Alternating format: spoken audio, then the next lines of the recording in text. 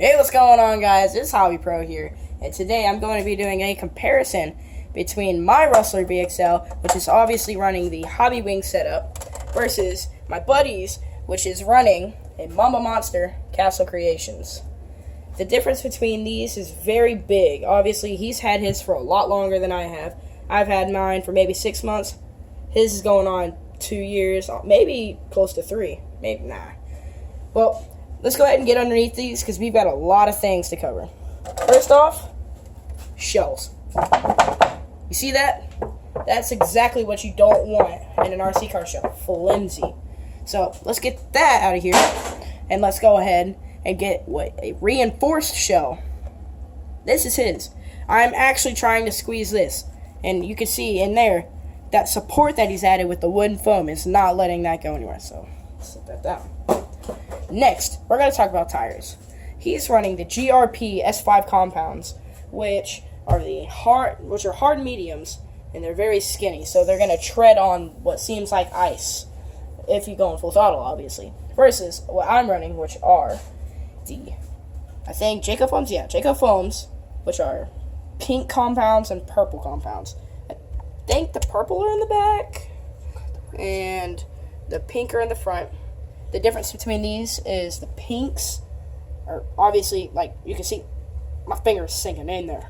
The front, well, it's the exact opposite. I'm talking hard as a rock. And you can see that we have hydro dipped these. That's about it there. Next, we're going to talk about hubs. I'm running the stock 12mm hubs, as you can see over here. And they're just stock. I haven't done too much to my car yet. Versus him, who is running the 17mm hubs, which are made by Hot Racing. And yeah, you still see many of these on YouTube. So it's cool to see somebody that is running these. Next, we're going to talk weights. He is running, I think, about 18 ounces of weight in the front, and these are iron. They're just safer than using lead, and these are supposed to go in the wheels of a motorcycle to help balance the wheel. Those are obviously really cool, and you can displace them however you want to. So you can have them here, maybe in your A-arms. I don't see why you'd want to do that, but you can just put them anywhere. Versus what I've got, which is just about 13 ounces of lead. Whole bunch. Not as much as his, but it's enough. Got to worry about lead poisoning there, so you might want to cover your hands whenever you're making that. Next is the gearing. I'm running a 19 pinion on a 54th tooth spur. It is obviously set up for acceleration and is probably going to have a decent to slow top speed. I'm running this because it's mainly what I have at will right now, but I'm eventually going to run a 34 on 34. He is running a 30 pinion on a 34 spur. But he's obviously setting up for high speed. You want to go fast with this off the line? You might want to go ahead and just switch to a smaller one, because this is meant for, like I said, a top speed. So, what you worry about with doing this instead of having fast off the line is motor overheating. So what he has gone out and done is put a motor fan here. It's obviously going to do better than just the heat sink wraps here. And versus with mine, I'm not worrying about that too much, but still, my heat wraps don't go all the way across. Unlike his, they go almost all the way to the edges. Next, we're going to talk about our caster blocks. He is running the RPM caster blocks. If you can't see it, let's get them in the light. And these are just amazing. Whenever you break your caster blocks, they're like, what did I just break? And you realize it's that thing in the manual that you have to go searching for to find the part number. He's probably done that about 4 times. So he's gotten tired of it and just gotten RPM ones. Versus what I'm running are still the stocks, because I haven't abused my car half as much as he's abused his. Second, well, actually, we've got a lot of stuff done so far. We're going to talk about bulkheads.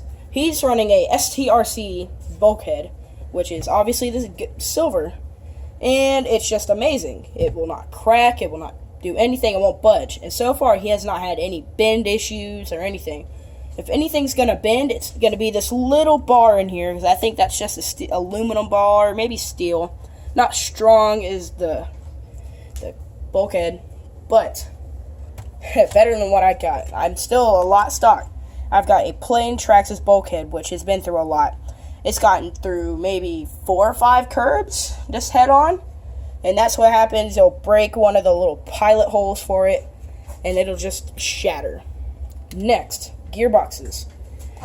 He is running a 2-set RPM gearbox, which is a plastic on, I think, aluminum. Yeah, aluminum gearbox, which means this aluminum is really thick on a plastic gearbox, which isn't going to do too much other than just hold your gears. But what I've got is a Integy gearbox. It is a full aluminum, and it's just amazing. It's what you can get for like a gearbox you'd never buy again.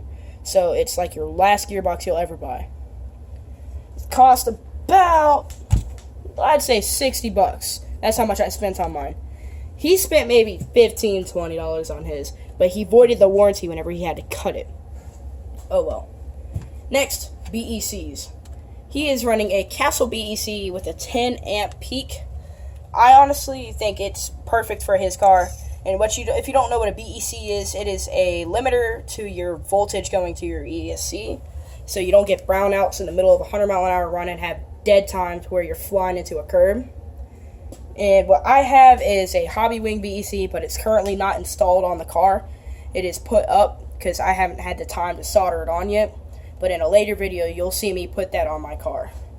Next, we're going to talk about chassis. His is a stock chassis. It's not stock, but it's still Traxxas. It is a black chassis all around both the lower and the upper chassis. It just makes his car look better. It ties it all up with the black shock towers, the black wrap, the black tires, the black hub carriers. Not hub carriers, but these are the hubs. And next, you see mine. You're like, oh, that looks like a stock rustler.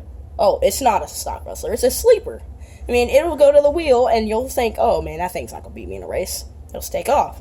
That's what I kind of want with my car. I want you to not think it's going to be fast, and it's going to take off. But the chassis is not going to do too much for you. I am eventually going to end up buying maybe an Integy one, or I might end up hydro dipping this one in white. Next is the shells, which we already covered. Axles. I'm running the MIP axles, which are honestly probably the worst axles you can ever buy that are aluminum. These fall apart in the middle of the road while you're doing maybe even just 70-mile-an-hour runs with a Valenian setup.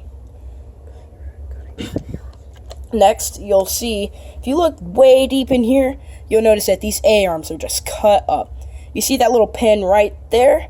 That pin, if you don't set the A-arms correctly up, or if you even set them up right, they'll come out eventually. They're honestly worth it if you can set them up right. But the best all-around axles are these Integy universals. These are just perfect for rustlers. They're lightweight, and they cost maybe a third of that. As you can see, like they say, universal, this little shaft, which is very tightly in here, moves in and out to fit different trucks and truggies and just loss of words. Next, we'll go to the fans. Like I stated here, he's got a motor fan and an ESC fan. And he's probably going to end up putting another one on here and running a dual motor fan because of how big his gears are going to be. I still only have the stock Hobbywing fan on the ESC and nothing in the back. The motors, obviously, are pretty much the same. They're both 2200 kV, and the prices are very different. My ESC motor combo costs about $186. To a beginner, you might think that's a lot, but honestly, it's not too much. His, on the other hand, costs about $100 more. His was $275.